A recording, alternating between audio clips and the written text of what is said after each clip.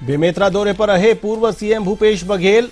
कई इलाकों में किया धुआंधार प्रचार। कांग्रेस प्रत्याशी राजेंद्र साहू के लिए मांगे वोट, तो वहीं भाजपा रही निशाने पर। छत्तीसगढ़ के उदयपुर में दर्दनाक हादसा। अनियंत्रित पिकअप ने बाइक को मारी टक्कर। बाइक सवार महिला की मौत, मासूम और पिता हुए घायल।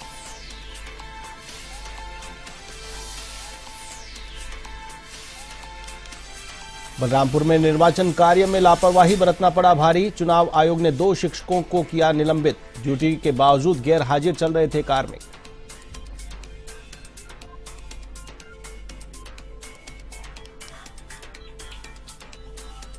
छत्तीसगढ़ के कांकेर में मजदूर की मजदूरी हजम। सरपंच और सचिव पर लगे गंभीर आरोप। पीड़ित मजदूरों ने जिला कलेक्टर से लगाई गुहार।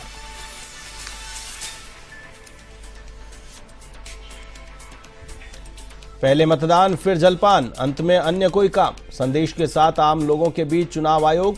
1 वोट को बताया बेशकीमती। 100% मतदान करने की अपील।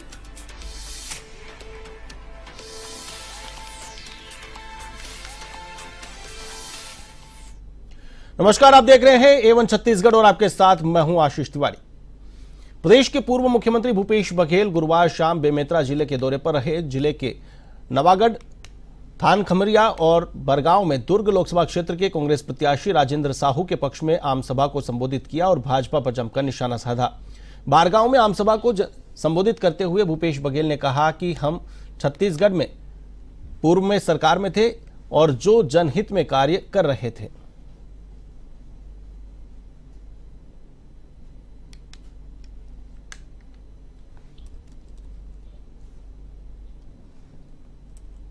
रायगढ़ में था, मैंने कहा कि उससे मिल बैठ के तय करेंगे। और इसके इस बीच में जो हमारे अखिल भारतीय कांग्रेस कमेटी के जो मीडिया सेल के चेयरमैन है पवन खेड़ा जी ने, उन्होंने एक जांच कमेटी बिठा दी है और सभी से जानकारी लेकर उसमें कार्रवाई करने की बात। दलधोवा घाट पर ट्रक और कार में जोरदार टक्कर हो गई। हादसे में सीआरपीएफ के 3 जवान घायल हो गए। तीनों जवान जम्मू कश्मीर में ड्यूटी करते हैं। छुट्टी में अंबिकापुर से तातापानी घूमने जा रहे थे। सूचना प्राप्त होने पर यातायात विभाग मौके पर पहुंचा। जवानों को जिला अस्पताल में भर्ती करवाया गया।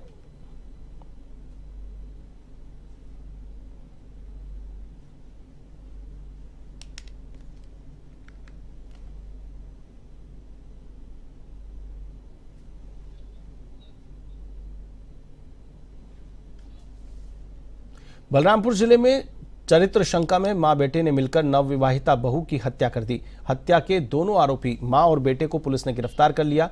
आरोपियों ने नवविवाहिता को पहले कीटनाशक पिलाया और उसके बाद गला घोटकर उसको मौत के घाट उतार दिया। मां बेटे को पुलिस ने गिरफ्तार कर आगे की कार्रवाई शुरू कर दी है।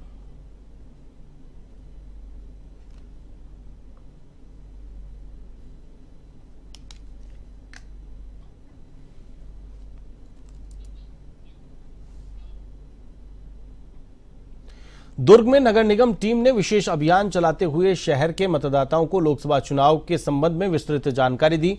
कार्यक्रम में बताया गया कि एक वोट लोकतंत्र के लिए आवश्यक है। आपका 1 वोट अमूल्य है, इसीलिए अपने मताधिकार का प्रयोग अवश्य करें। इस अवसर पर सभी को वोटर हेल्पलाइन नंबर 1950 के बारे में जानकारी दी गई। इस मौके पर सभी को लोकतांत्रिक देश के जिम्मेदार नागरिक होने के नाते अपने मत का उपयोग करने के लिए प्रेरित किया गया। नगर निगम अमला और अमर हाइट्स के रहवासी बड़ी संख्या में इस दौरान मौजूद रहे।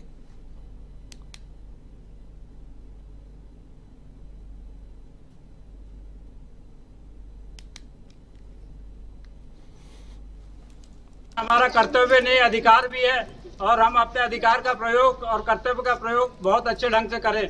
100% मतदान आज के समय की मांग है।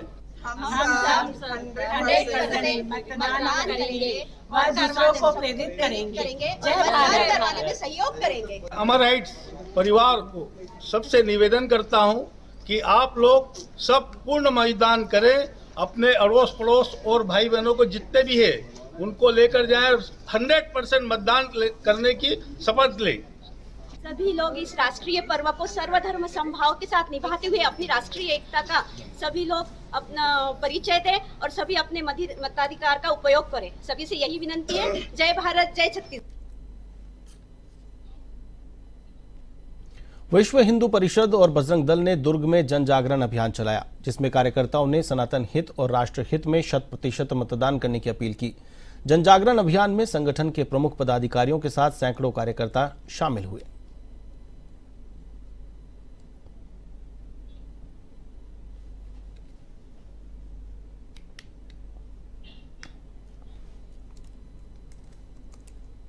मतदान में ऐसा है कि हम मतदाताओं को जगाना चाहते हैं और राष्ट्र हित में और हिंदू हित में 100% मतदान करने की अपील करते हैं। और सब भाइयों से विनम्र अपील है कि अपने वोट को जाया ना करें और सभी अपने समय को देखते हुए जाके वोट करें।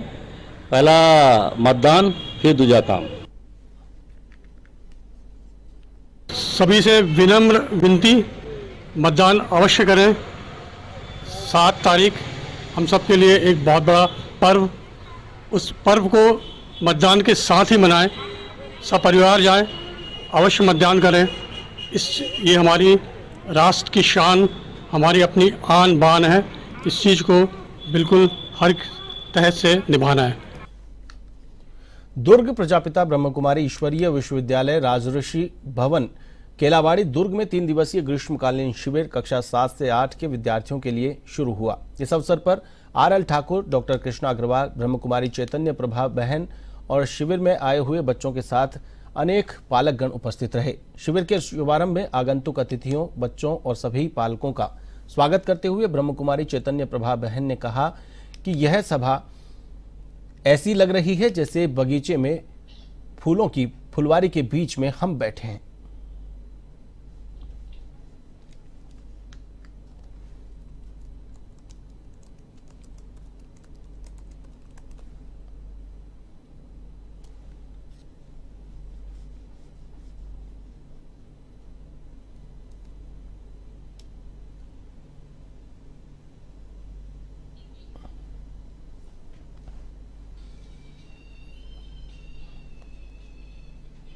जहां एक तरफ पूरी दुनिया ने 1 मई को मजदूर दिवस मनाया, तो वहीं छत्तीसगढ़ के कांकेर में मजदूरों के साथ शोषण और मजदूरी हजम करने का मामला सामने आया है। जानकारी के अनुसार नरहरपुर विकासखंड के मर्रा पानी गांव में विधायक निधि से गंधर्व समाज के भवन का निर्माण कराया गया था, जहां 4 महिला मजदूरों सहित 15 मजदूरों ने काम किया और करीब उनकी 1.5 लाख रुपए की मजदूरी बकाया चल रही थी। अब पंचायत सरपंच और सचिव पर मजदूरों की मजदूरी हजम करने का आरोप लगा है। यह आरोप लगा है कि मजदूरों ने अपनी फरियाद लेकर जिला कलेक्टर से मांग उठाई है, न्याय और बकाया मजदूरी दिलाने की मांग रखी है।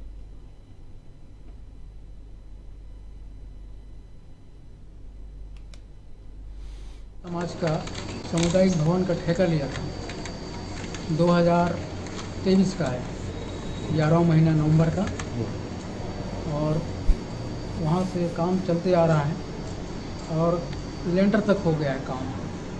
और आज कल कर करके मेरे को मजदूरी नहीं मिल रहा है। कौन देगा आपको मजदूरी? किसके द्वारा नहीं मिल रहा है? अब ये सरपंच और सचिव देंगे मजदूरी, तभी तो सामाजिक वाले देंगे। कितने लोगों का मजदूरी बाकी है? 15 लोग का। लगभग कितना पैसा होता है? मतलब उसका ठेका मैं 1,50,000 में लिया था। छत्तीसगढ़ के उदयपुर थाना क्षेत्र में NH 130 सड़क पर जनपद के पास अनियंत्रित पिकअप ने बाइक को टक्कर मार दी। हादसे में बाइक सवार महिला की दर्दनाक मौत हो गई, तो वहीं 2.5 साल का मासूम और उसका पिता घायल हो गए। घायलों को इलाज के लिए सामुदायिक स्वास्थ्य केंद्र में भर्ती कराया गया।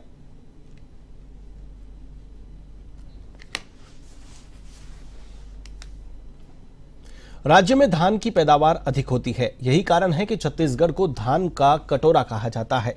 किसान साल में 3 दफा फसल लगा रहे हैं, लेकिन लगातार जलस्तर घट जाने से किसानों में खासी चिंता सताने लगी है, जिसके कारण जिला मुख्यालय से महज 9 किलोमीटर दूर ग्राम परसतराई में 250 किसानों ने रबी की फसल नहीं उगाई है।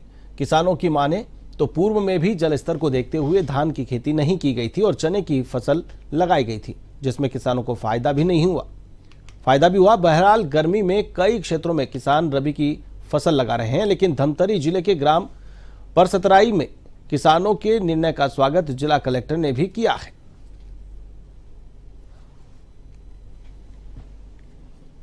खरीफ में तो धान की खेती व्यापक रूप से होती है, पर रबी में धान की खेती करने से जो अंडरग्राउंड वाटर है उसका बहुत ज़्यादा दोहन होता है। और मैं इस पहल का स्वागत करती हूँ कि उन्होंने दलहन तिलहन लगाया है।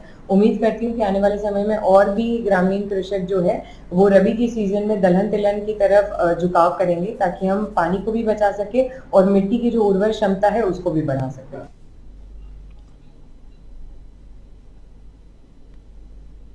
पीने के पानी के कारण हुआ, उसको ध्यान रखते हुए हम लोगों ने किसानों के बीच ये चर्चा रखी कि क्यों नहीं पानी बरसात कम हुआ है तो हम कम पानी में पकने वाला फसल लगाएं।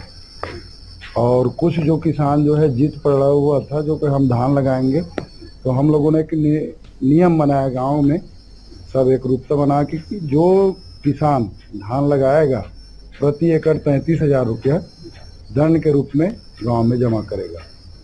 फसल चक्र परिवर्तन जरूरी है, चूंकि पानी पीने के लिए भी जरूरी है और आने वाले समय में जो जल स्तर गिर रहा है उसको भी मेंटेन करना जरूरी है। गाँव में परिवर्तन करना है, फसल पर चक्र अपनाना है, तो सब किसान भाई अपन एकजुट होके फसल चक्र बदलना है करके। धान तो हर साल बोते रहे, तो इनमें का है फसल चक्र परिवर्तन करके उपजाऊ जमीन बनाना है। अभी गर्मी में पानी नहीं कमी सतह नीचे हो गई है तो पानी नहीं पूरा पाते रही थे, तो गांव वाले से सब बैठ उठा के ना यही करें कि फसल चक्र बदलना है कि धान तो बोते हैं तो इस साल चना के फसल ले जाए, चना गेहूँ जो भी फसल है इसी टाइप के पूरा गांव में बैठते हुए और फिर गांव भर पूरा चना लगवाएं।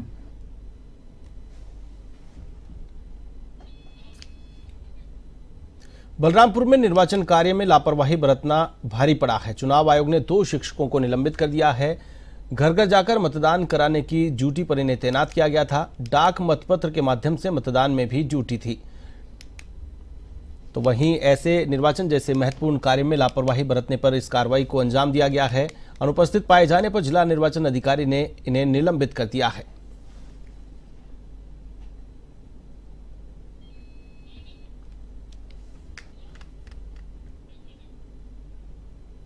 एवन छत्तीसगढ़ में फिलहाल के लिए बस इतना ही। मुझे दीजिए इजाजत। देश और दुनिया की तमाम ताजा तरीन खबरों के लिए आप देखते रहिए A1 TV। नमस्कार।